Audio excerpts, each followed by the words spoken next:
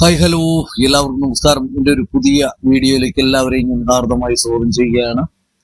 ഇന്നിപ്പോൾ എൻ്റെ വിഷയം നമ്മൾ ഡോക്ടർ ഒ പി രാധാകൃഷ്ണനെ കുറിച്ച് തന്നെയാണ്.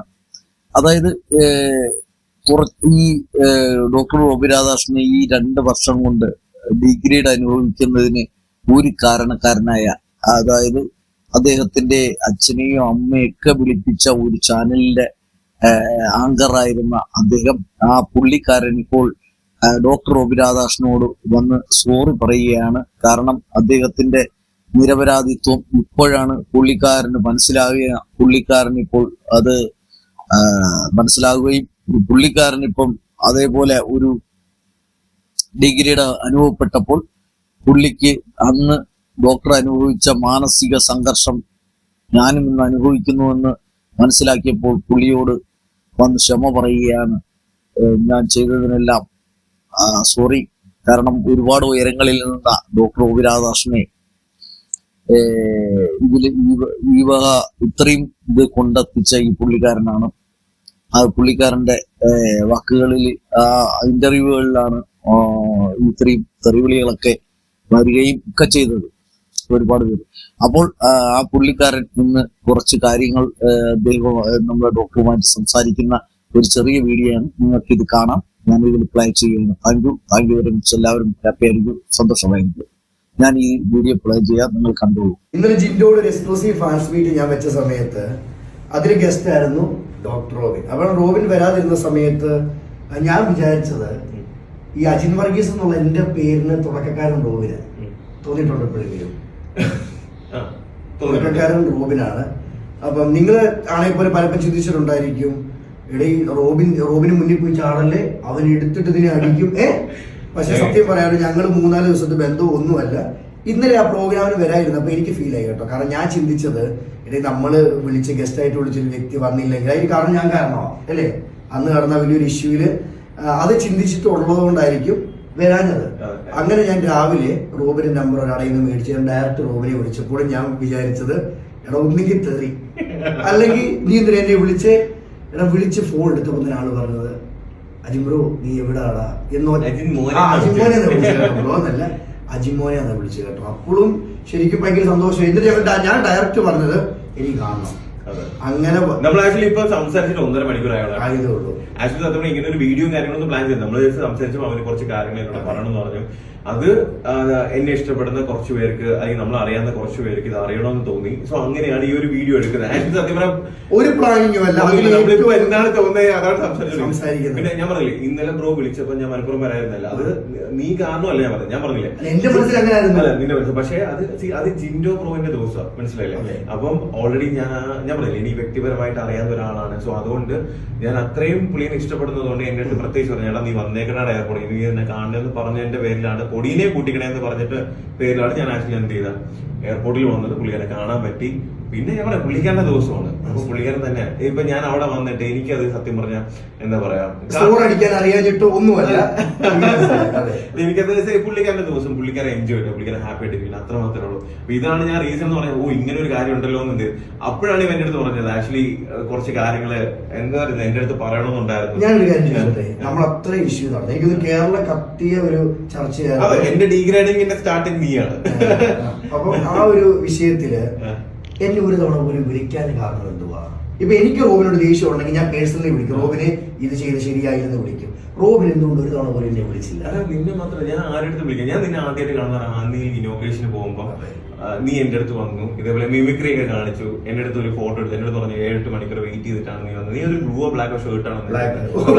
അതുവരെ എനിക്ക് ഓർമ്മയുണ്ട്. ഞാൻ മറക്കത്തില്ല, ഞാൻ പറഞ്ഞില്ല, ഇതൊക്കെ ഞാൻ ഓർത്തിരിക്കുക. അപ്പൊ അങ്ങനെ അമ്മയ്ക്ക് ഇഷ്ടമാണ് എന്തോ ഇങ്ങനെ പറഞ്ഞു. അപ്പൊ ഞാൻ ഇതൊക്കെ പറഞ്ഞതിന് ശേഷം പിന്നെ കാണുന്നത് ഈ ഇന്റർവ്യൂ ആയിട്ട് ഇങ്ങനെ വന്നിരിക്കുന്നതാണ്. അപ്പൊ ഇങ്ങനെയൊക്കെ പറഞ്ഞു, ഞാൻ ആലോചിച്ചത് ഇങ്ങനെ പറയുന്നത് ശരി. അപ്പോഴും ഞാൻ വിചാരിച്ചു, ഞാൻ പറയില്ലേ, നമുക്ക് എല്ലായിടത്തും പോയിട്ട് നമ്മൾ ഇതാണ് ശരി അല്ലെങ്കിൽ അതാണ്, ഇതൊന്നും ഞാൻ പറയാൻ ഒരിക്കലും ഞാൻ നിൽക്കുന്നില്ല. ഞാൻ വിചാരിക്കും ഓക്കെ, എന്നെങ്കിലും അവന് ചിലപ്പോ ഇതൊക്കെ കാര്യങ്ങളൊക്കെ മനസ്സിലാവുമായിരിക്കും, ചിലപ്പോ അങ്ങനെ വിളിക്കുമായിരിക്കും എന്ന് മാത്രമേ ഞാൻ ചിന്തിക്കത്തുള്ളൂ. മനസ്സിലായി. അപ്പൊ ഇന്ന് കറക്റ്റ് ആയിട്ട് നോക്കിയപ്പോഴത്തേക്ക് ഞാൻ അണ്ണോ നമ്പർ ഇങ്ങനെ യൂഷ്വലി എന്റെ നമ്പർ എനിക്ക് വരക്കില്ല, ഒരു 10-30 പേരൊക്കെ ഉള്ളൂ. അപ്പൊ അണ്ണോ നമ്പർ വന്നു, അങ്ങനെ തിരിച്ചു വിളിച്ചപ്പോഴാണ് നീയാന്ന് പറഞ്ഞത്. അല്ല, എനിക്കിത് വിളിക്കാനുള്ള കാരണം ഇന്നലെ അത്ര പേര് എനിക്ക് ഞാൻ അതുകൊണ്ടല്ല, നീ ഉള്ളോണ്ടല്ല. എന്റെ അടുത്ത് ഓൾറെഡി പറഞ്ഞിരുന്നു, ജിൻഡു പറഞ്ഞിരുന്നു ഇതേപോലെ നീ ആ ആങ്കറിങ് ചെയ്യുന്നുള്ള കാര്യം പറഞ്ഞിരുന്നു. എനിക്ക് ഞാൻ ഒന്നും പറഞ്ഞില്ലല്ലോ, എനിക്ക് വരാൻ പറ്റത്തില്ലെന്ന് ഞാൻ ഒന്നും പറഞ്ഞിട്ടില്ല. ഞാൻ പിന്നെ വിചാരിച്ചെന്ന് വെച്ചാൽ പുള്ളിക്കാരുടെ സ്പേസ് ആണ്, അതിൽ വന്നിട്ട് ഞാൻ നിൽക്കുന്നത് ശരിയല്ലല്ലോ എന്ന് വിചാരിച്ചിട്ടാണ് ഞാൻ വരായിരുന്നത്. ശരിക്കും ആ ഒരു ഇന്റർവ്യൂ ഇറങ്ങിയ സമയത്ത് ഞാൻ വിചാരിച്ചത് നല്ല റീച്ച് ഉണ്ട്, അല്ല നല്ല രീതിയിൽ കത്തിക്കേറുന്നു. പക്ഷെ ഇപ്പൊ ഞാൻ ഈ ഫീൽഡിൽ നിൽക്കുന്ന സമയത്ത് എനിക്ക് വരുന്ന തെറി പോലെ എനിക്ക് ഒന്ന് വേറെ ഒരു ആൻഡർമാർക്കും വരുന്നില്ല. അപ്പോഴും എന്നോട് പ്രേക്ഷകർ ചോദിക്കുന്നത് മനസ്സ് എന്നെ കല്ലാണോ? എന്റെ മനസ്സ് കല്ലാക്കിയ ഒരു വ്യക്തി ഡോക്ടർ റോബിനാണ്. കാരണം റോബിനെ സ്നേഹിക്കുന്നവര്, ഞാൻ റോബിനെതിരെ സംസാരിച്ചപ്പോൾ എനിക്ക് വന്ന കമന്റ്സ് ചെറുതല്ല. ഒരുപാട് അമ്മമാര് വന്നിട്ട് നീ നാളെ വണ്ടി ഇടിച്ച് മരിച്ചു പോകും. അമ്മമാരോടൊന്നും എനിക്കൊരു ദേഷ്യവും ഇല്ല, കാരണം ഞാൻ എന്താണ് 5 മിനിറ്റ് സംസാരിക്കുമ്പോൾ എനിക്ക് മനസ്സിലാവും. പക്ഷെ ഞാൻ എന്തെങ്കിലും തെറ്റ് ചെയ്തിട്ടുണ്ടെങ്കിലോ ഞാൻ എന്തെങ്കിലും പറഞ്ഞിട്ടുണ്ടെങ്കിലോ ഈ സമയത്ത് ഞാൻ ക്ഷമ ചോദിക്കുന്നു.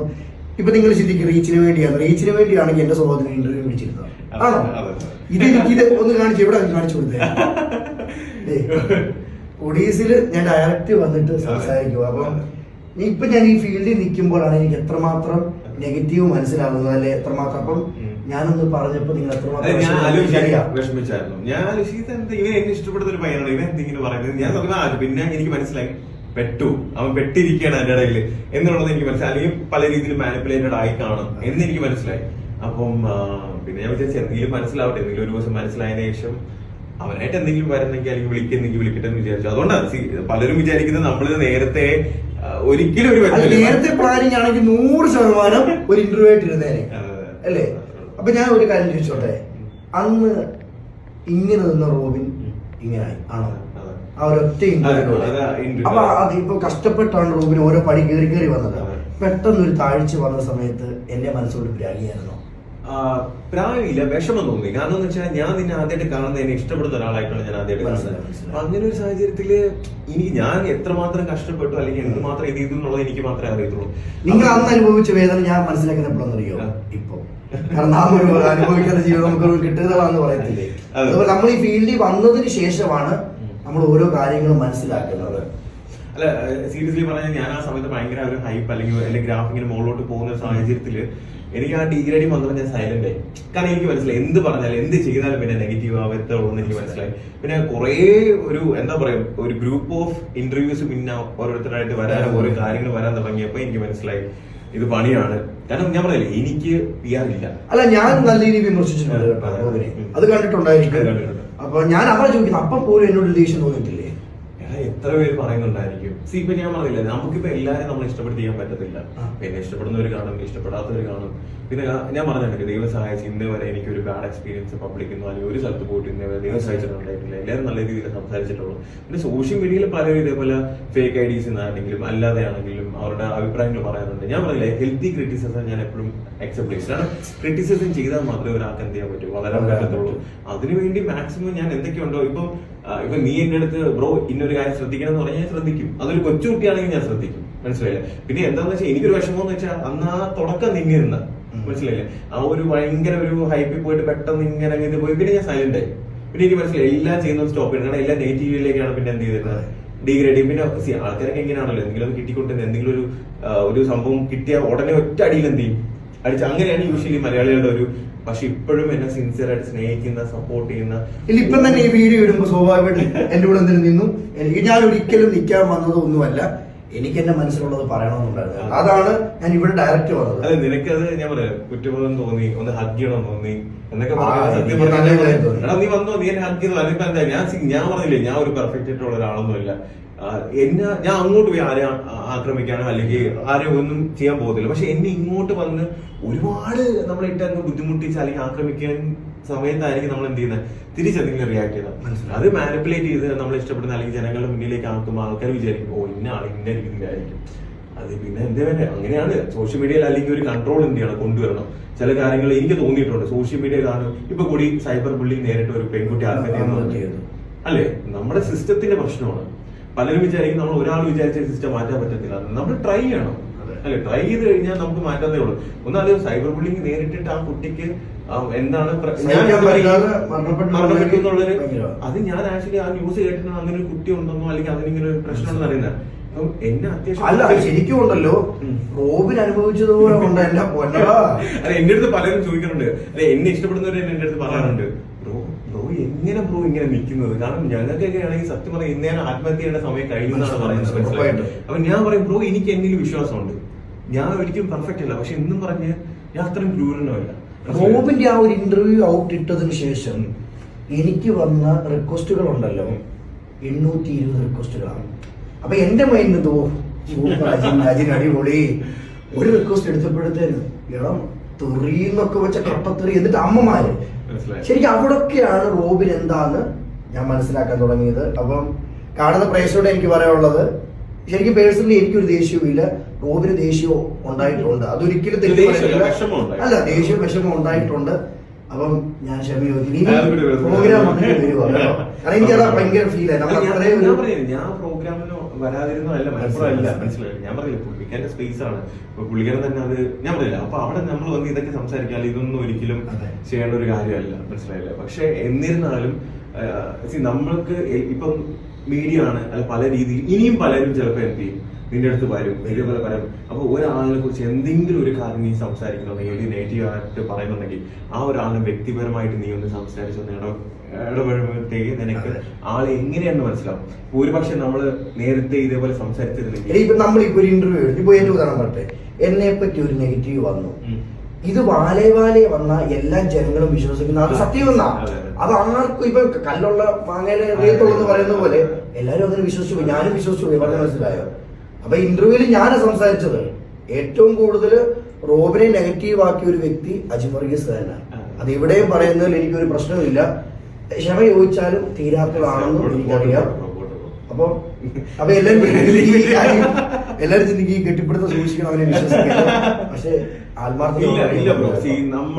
നമ്മൾ എന്തെങ്കിലും നമ്മുടെ ഭാഗത്തുനിന്ന് ഒരു തെറ്റ് വന്നിട്ട് നമ്മള് ആ ഒരു തെറ്റ് കാരണം ആ ഒരു വ്യക്തിക്ക് മറ്റൊരു വ്യക്തിക്ക് എന്തെങ്കിലും ഒരു പ്രശ്നം വന്നിട്ട് അയാൾ അത് കാരണം വിഷമിച്ചിട്ടുണ്ടെങ്കിൽ അത് നമ്മൾ മനസ്സിലാക്കി നമ്മളെ അത് തിരുത്താൻ കാണിക്കുന്ന ഒരു മനസ്സാണ് ഏറ്റവും വലിയ മനസ്സ്. നിനക്കിപ്പോ എന്റെ അടുത്ത് വന്നിട്ട് ഇത് പറയാനോ, ചിലപ്പോൾ ഇത് കാരണം ഒരുപാട് പേര് ചിലപ്പോൾ നിന്നെ ചീത്ത വിളിക്കും, വഴക്ക് പറയുമായിരിക്കും. പക്ഷെ ഞാൻ പറയുന്നത് എന്നിട്ടും നീ ഇത് ഇങ്ങനെ ചെയ്യാനായിട്ട്, അല്ലെങ്കിൽ എന്റെ അടുത്ത് വന്ന് ഈ ഒരു കാര്യം ചെയ്തത് വീഡിയോ ആയിട്ട് ചെയ്തത് നമ്മളൊരു കൊളാബാക്കി ചെയ്യണമെന്ന് എന്റെ അടുത്ത് പറഞ്ഞ് അത് കൊളാബാക്കി ഇട്ട് ഇത്രയും ജനങ്ങൾ അത് കാണുമ്പം അത് യൂഷ്വലി ആൾക്കാർ ചെയ്യത്തില്ല. നിനക്ക് ചെയ്യേണ്ട കാര്യമില്ല. എന്നെ സംബന്ധിച്ച് റീച്ചിന് വേണ്ടിയാണെങ്കിൽ എനിക്ക് ഇന്റർവ്യൂ എടുത്താൽ മതി. എക്സാക്ട്ലി. ഇപ്പൊ ഞാൻ പറയില്ലേ, നീ എവിടെ നിന്ന് തുടങ്ങി എന്നുള്ളത് എനിക്കറിയാം. ആദ്യത്തെ ആ സംഭവം തൊട്ടേ നിന്നെ കാണുന്നത്, നീ ഒരു ചാനലിൽ വരുന്നതിന് മുന്നേ ഞാൻ നിന്നെ റാന്നിൽ വെച്ച് കാണുന്നത്, മനസ്സിലായില്ലേ? അതിനുശേഷം ഞാൻ ചില സമയത്തൊക്കെ നിന്റെ സ്കൂളിൽ ഗസ്റ്റ് ആയിട്ടൊക്കെ പോണതാണ്, ഉഫ് ചെറുക്ക കയറി വരുന്നുണ്ട് എന്നാണ് ഞാൻ മനസ്സുകൊണ്ട് വിചാരിച്ചത്. ഞാൻ നിന്നത് പറഞ്ഞു, ആദ്യം സംസാരിക്കാൻ ഞാൻ പറഞ്ഞില്ല, അപ്പൊ ഞാൻ ശ്രദ്ധിക്കുന്ന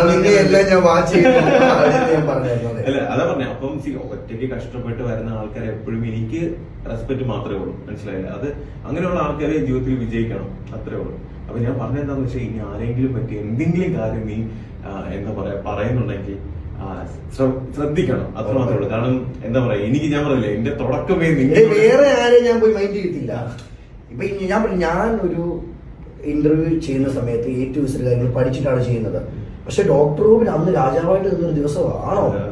ഞാൻ പറയും, ഇന്ന് ബിഗ് ബോസിന്റെ ചരിത്രത്തിൽ ആരൊക്കെ എയർപോർട്ടിൽ ഇറങ്ങുന്നു അവരെക്കാളൊക്കെ ജനങ്ങൾ കൂടിയ ഒരു സമൂഹമാണ്. ആ വ്യക്തിക്കെതിരെ ഒരു ചോദ്യം ചോദിക്കുന്നുണ്ടെങ്കിൽ എനിക്ക് വന്ന് നെഗറ്റീവ് നോർത്തേ. അപ്പൊ അതിന് ഞാൻ ഡയറക്റ്റ് വന്നതാ, ഞാൻ അത് കാര്യങ്ങൾ പറയണം, ഡയറക്റ്റ് വന്നതാ. അപ്പൊ ഇതിന് ഉറപ്പായിട്ട് കമന്റ് വരും, അല്ല എനിക്ക് ഫോൺ കോൾ പേഴ്സണലി വരുമായിരിക്കും, നീ ഇതിന് അവനെ പോയി കണ്ടു, ഇതെന്റെ വ്യക്തിപരമായ തീരുമാനമാണ്, എനിക്ക് റോബിനെ കാണണമായിരുന്നു, കാര്യങ്ങൾ പറയണമായിരുന്നു. അപ്പം സോറി. ഇനി നിന്റെ ലൈഫില് നീ കഷ്ടപ്പെട്ട് ഇതുവരെ എത്തിയിട്ടുണ്ട്, ഇനി അടുത്ത വർഷം നീ ഇതിനെക്കാട്ടിയും വലിയൊരു ലെവലിലായിരിക്കണം എത്തേണ്ടത്. നീ എല്ലാ ആഗ്രഹങ്ങളും നിന്റെ എന്ത് ചെയ്യണം, സാധിക്കണം, മനസ്സിലായില്ലേ? ചെറിയ കാര്യങ്ങൾ ശ്രദ്ധിക്കുക മാത്രം ചെയ്താൽ വിമർശിക്കും, അതൊന്നും മൈൻഡ് ചെയ്യണ്ട. നിനക്ക് മനസ്സിന് ശരിയെന്ന് തോന്നുന്ന കാര്യങ്ങൾ ചെയ്യുക. അതുകൊണ്ട് തന്നെ ഞാൻ ഡയറക്റ്റ് വന്നത്, എനിക്ക് എന്റെ മനസ്സിന് ശരിയെന്ന് തോന്നി. കാരണം എനിക്ക് അത്രമേൽ ഫീൽ ആയി കേട്ടോ. കാരണം നമ്മൾ ഇന്നലത്തെ ഒരു ഇന്റർവ്യൂ എന്ന് പറയുന്നത് നമ്മൾ അതുപോലെ കഷ്ടപ്പെട്ട് നമ്മുടെ ടീം എല്ലാം കൂടെ ചെയ്തൊരു ഇന്റർവ്യൂ. അതിൽ റോബിൻ ഗസ്റ്റ് ആയിട്ട് വരുന്നു പറഞ്ഞപ്പോൾ തന്നെ എന്റെ ക്രൂ പറഞ്ഞു, എടാ റോബിൻ വരുന്നുണ്ട്, നീയോ റോബിൻ സീന നിങ്ങൾ കണ്ട. അപ്പോഴും ഞാൻ പറഞ്ഞത്, എടേ അതൊന്നുമില്ല. ഇപ്പം ഞാൻ സോഷ്യൽ മീഡിയയിൽ എന്താ ഇതിന്റെ അകത്തുള്ളത് നമുക്കറിയാം. ഞാനിപ്പോ ഇന്നലെ വരായിരുന്ന എനിക്ക് പെട്ടെന്ന് ഫീൽ ആയി. പക്ഷെ അതിന്റെ സത്യാവസ്ഥ എന്താ റോബിൻ തന്നെ പറഞ്ഞു, എടാ എനിക്ക് വേറെ ഒരു പരിപാടി ഉള്ളതുകൊണ്ട് വരാനല്ല, നീ ആയതുകൊണ്ട് വരാൻ. ഞാൻ പറയാം പുള്ളിക്കാരൻ സ്പേസ് പുള്ളിക്കാരനാണ് അത് പുള്ളിക്കാരൻ ഡിസർവ്. ഞാൻ പറയാം പുള്ളിക്കാരന്റെ 100% ഹാർഡ് വർക്ക് കാരണം മാത്രമാണ് ഇത് ചെയ്തത്. പിന്നെ എനിക്ക് വ്യക്തിപരമായിട്ട് അറിയുന്ന ഒരാളും എന്റെ ഒരു ഫ്രണ്ടും ഞാൻ ഇഷ്ടപ്പെടുന്ന ഒരാളായതുകൊണ്ട് മാത്രമാണ് ഞാൻ എന്ത് ചെയ്തത് പുള്ളിക്കാരൻ വിന്നർ ആവണമെന്ന് ആഗ്രഹിച്ചത്. ഞാൻ എപ്പോഴും പറയുന്നത്, എന്റെ അടുത്ത് പലരും ചോദിച്ചു അർജുൻ റണ്ണറപ്പ് ആയ, അവരെല്ലാരും വിന്നേഴ്സ് ആണ്. അതായത് ഇതിൽ പോകുന്ന ഓരോരുത്തരും വിന്നറാണ്, മനസ്സിലായില്ലേ? കാരണം അത്രയും ലൈഫിൽ സ്ട്രഗിൾ ചെയ്താണ് അവരൊക്കെ ആ ഒരു സ്ഥലത്തേക്ക് എത്തുന്നത്, മനസ്സിലായില്ലേ? അപ്പൊ അതിൽ പാർട്ടിസിപ്പേറ്റ് ചെയ്യുന്ന എല്ലാവരും വിന്നേഴ്സാണ്. അത് മാത്രമല്ല ഈവൻ ഞാൻ തന്നെ പറഞ്ഞു, ഇതിൽ വരുന്ന പുറത്തിറങ്ങുന്ന ഒരാൾക്ക് പോലും സൈബർ അറ്റാക്കോ കാര്യങ്ങളോ എന്ത് ചെയ്യരുത് നേരത്തെ. കാരണം അത് അനുഭവിച്ച ഒരാൾക്ക് മാത്രമേ അതിന് ബുദ്ധിമുട്ട് ചെറിയ അനുഭവമല്ല കേട്ടോ അറിയത്തുള്ളൂ, മനസ്സിലായില്ലേ? സോ അപ്പം എന്താ പറയാ, അപ്പൊ എല്ലാവരും ഹാപ്പി ആയിട്ടിരിക്കുക. ഓക്കെ.